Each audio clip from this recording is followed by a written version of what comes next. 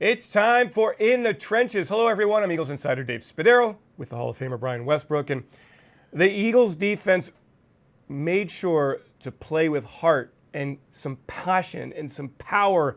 And they came up big when everybody thought they were going to get wiped off the map against the New York Giants on Sunday. The Eagles winning against the Giants 25-22, and the defense coming alive in the second half, holding the Giants to negative yards in the third quarter. And like 61 yards in the entire second half. Got a takeaway, stopped OBJ, whatever his name is, Odell Beckham Jr. I'm flabbergasted still, a day later, that the Giants were so handled in the second half of the game. How did it happen? Well, I think you have to start in the first half of the game. Do I have to? Yeah, I think you have to because our team got smacked in the mouth early on in the football game. Our defense in particular got smacked around. Saquon Barkley had his way, one of the better young backs in the NFL right now, had his way inside, breaking it outside, catching the ball, making a lot of yards that way.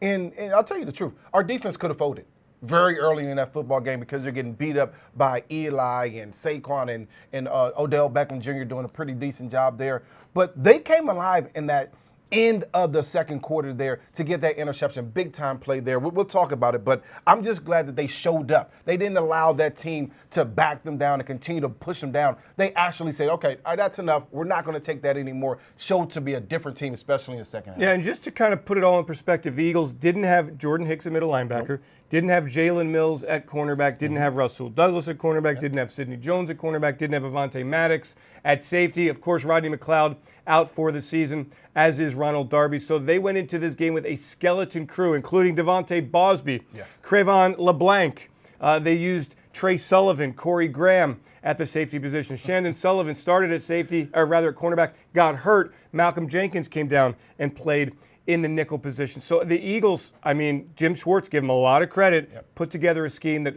foiled and frustrated and ultimately got after Eli Manning and stymied the Giants offense. And really it did start, Brian.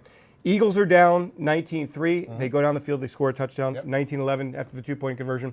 Late in the first half, Eli's driving, throws the interception to Malcolm Jenkins, and everything changed. One of the things that Andy Reid used to always tell us is we need to score before the half, and when we get the ball back in the second half, we need to score again, put it down the throat. That didn't exactly happen the way that Andy Reid would draw it up, but we scored, just like you mentioned, before the half. Our defense came alive. They allowed the Giants to drive down the field. They're almost inside the 20 at this point. Malcolm Jenkins comes up with a huge interception. That changes the momentum of a Giants team that literally has been moving up and down the field at will most of the first half. Changes the momentum. We go into halftime. We come out of halftime. We didn't get the first down. We didn't convert. We had to end up punting in our first offensive series. But our defense, Michael Bennett, came alive in that next series for the defense. A sack there, big stop right there. And now our defense is building. That's how you stop a team. That's how you stop their momentum. And it also changes the way that Pat Shermer, offensive play caller and head coach for the Giants, called the game. He didn't have confidence anymore in Saquon Barkley. Only 5 touches in the second. No, that's mind-blowing. How could you not have confidence in Saquon? But you called him one of the best young running backs in the league. I'd call him one of the best running backs certainly in the league. Maybe the best. I've never seen anything like the kid. Tree trunk legs, the moves, the power, the speed. No, he is an exceptional runner. I think when Pat saw what our defense was doing, at this point our defense, instead of coming in, they started playing their lanes. They started playing their fundamentals. They didn't let them bounce outside, which they allowed them to do a couple times in the first half. I just think that Pat wasn't – he thought that he needed to go down the field and score points, and our defense didn't allow for that because our front four actually played much better in that second half. Chris Long, Michael Bennett played a different type of ball game. Odell Beckham Jr. targeted 9 times, 5 catches, 85 yards. Look, I certainly think the Eagles did a great job in the back end. But I'm throwing the ball to Beckham 15, 16, 20 times. Well, sometimes you play great, which I think they played much better in the second half.